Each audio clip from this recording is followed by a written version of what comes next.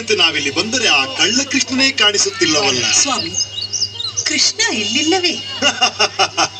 ಎಲ್ಲಿ ನಗುವಿರುತ್ತದೆಯೋ, ರಂಜನೆ ಇರುತ್ತದೆಯೋ, ಉಲ್ಲಾಸ ಸಂತೋಷ ತುಂಬಿ ತುಳುಕುತ್ತಿರುತ್ತದೆಯೋ ಅಲ್ಲಿ ಶ್ರೀಕೃಷ್ಣನಿರುತ್ತಾನೆ. ಇಲ್ಲಲ್ಲಿರುತ್ತಾನೆ. Why everybody so serious? Y?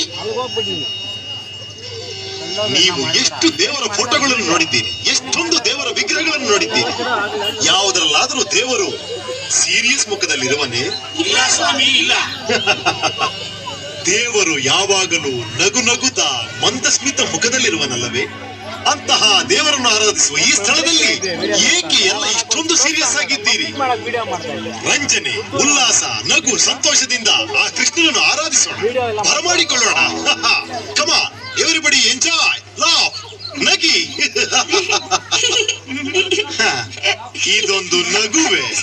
ನಿಮಗೆ ನಗು ಬರದಿದ್ದರೆ ಒಬ್ಬರಿಗೊಬ್ಬರು ಕಚ್ಚುಗಳು ಇಟ್ಟುಕೊಂಡು ನಗಿ ನೋಡಿ.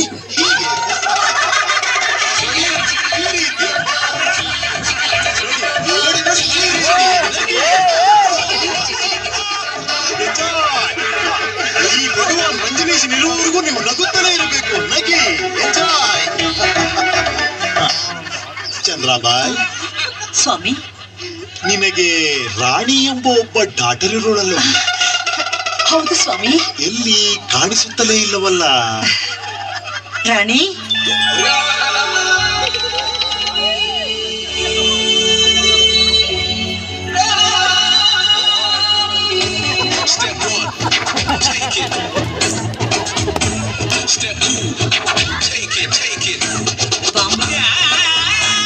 ರಂಜನೇಶ್ ಸ್ವಾಮಿಗಳು ಆಶೀರ್ವಾದ ತಗೋ.